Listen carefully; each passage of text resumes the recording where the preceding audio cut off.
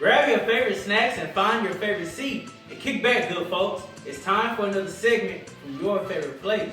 Welcome back to Monk Spot. The 2017 NFL Combine is underway. The new NFL faces of tomorrow will get set to take their biggest test of their lives in a test of skill. And for this segment, we will key in on 5 players who you should have on your radar this weekend. So, quarterbacks always get first dibs on most shows, so it's only right to give the position his first crack, as usual. Here's a guy whose mechanics scream he's battle tested. No, I'm not talking about Clemson's Deshaun Watson.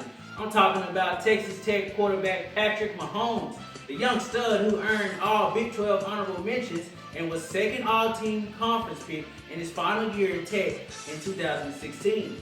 This kid threw for almost 600 yards and 6 touchdowns against the top 10 Baylor team his freshman year. He possesses the NFL body for work in and out of the pocket. He has the arm talent to attack holes in the cover 2 defense. He's a former pitcher who's brought his baseball talents to the gridiron and can deliver strikes from a variety of arm angles and fits with natural accuracy. His greatest trait may be that he can manipulate linebackers and hold them while route patterns unfold. The downside of Mahomes is that his approach is inconsistent, and he's too eager to resort to playground football, which leads to mistakes, because no heroes exist in the NFL. His throwing mechanics need work, but he can prove he's a solid passer at the combine. He can turn some heads. How about a wide receiver who I feel has the coolest name at the combine? USC's Juju Smith-Schuster was a great Trojan the minute he stepped on campus. His best season happened with now Browns quarterback Cody Kessler, where he amassed 1,400 receiving yards and 10 touchdowns. Now this kid has battled through some injuries, but it's never kept him from missing time on the field. He's got great size with tremendous ball tracking ability, with amazing open field vision after the catch. Extremely aggressive receiver when fighting for the ball, and when he does have it, he can punish defenders with a killer stiff arm. His best trait is what most coaches want. He can sustain blocks to help with the run game. Now, Schuster isn't very fast, and most of his NFL career will be spent making contested catches. He has a slow release against press and could be fish bait against faster cornerbacks who can sit on routes. You can pretty much tag him as a possession guy, which means he needs to catch everything coming his way at Indianapolis. But hey, I'll take a physical, sure-handed receiver any day. Now enough of the prima donna positions. Let's take this segment to where it counts, and that's in the trenches.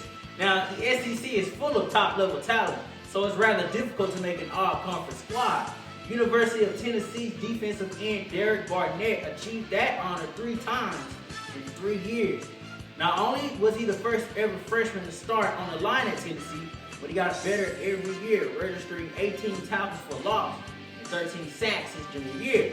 A 265-pounder with championship hands. Despite his size, he has the leverage to play to redirect. He doesn't just stop at setting the edge, but he wants to make the play. If given the opportunity, he will punish the quarterback. And the number one thing I like about this kid is he's full enough to drop back and play some zone. His weakness lies in trying to anticipate the snap count to help with his get-off, which can create penalties. And his aggressiveness leaves him open to a cut block. Combine drills cause for you to have to change directions a lot. Barnett will need to show that he isn't as sluggish as the tape shows having to go from left to right. Ever heard of taking the opportunity in front of you and not doing it? Well, Iowa State's defensive back Desmond King did just that, but it was to further maximize his chances for a year like this, as well as get his college degree.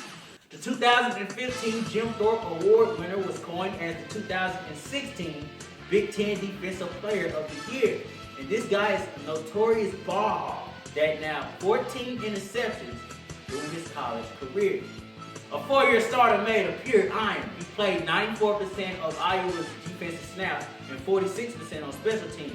He has top ball production with top-notch ball tracking skills, able to give slot receivers a hard time if they can't get away fast enough due to his impressive press coverage. But his ball hawk skills match the fact that his speed and height don't match up well with the true cornerback's makeup, which is why we would likely see King as a safety in this league. Keep an eye out for one thing dealing with Desmond, a 40-yard dash. In the NFL today, we have the amazing Houston Texans' J.J. Watt and his brother Los Angeles Chargers fullback, Derek Watt. Now enter number 3, Wisconsin Badgers linebacker, TJ Watt, the second team Associated Press All-American and first team Big Ten honoree. He finished the season with 15.5 tackles for loss and 11.5 sacks. And he did all that with just 1 full year of football. Can extend his arms to attack blockers and utilize the push-pull technique. He fully understands disengaging his block to pursue the ball. He can function when asked to cover and can get skinny shooting the gaps against the run. Now, his stride is short, and if he plans on surviving against high-profile tackles, he will need to add some power to his base. The tape says he's gotten stronger, but I'm looking to see how explosive he is in the combine drills. Guys, time to put the radar on these guys as they get ready to let loose at the combine. And keep your radar on Monk Spot. Comment, rate, subscribe, drop us a like. We would always appreciate it. Stay tuned. We got more coming your way. Your new place. Everything sports.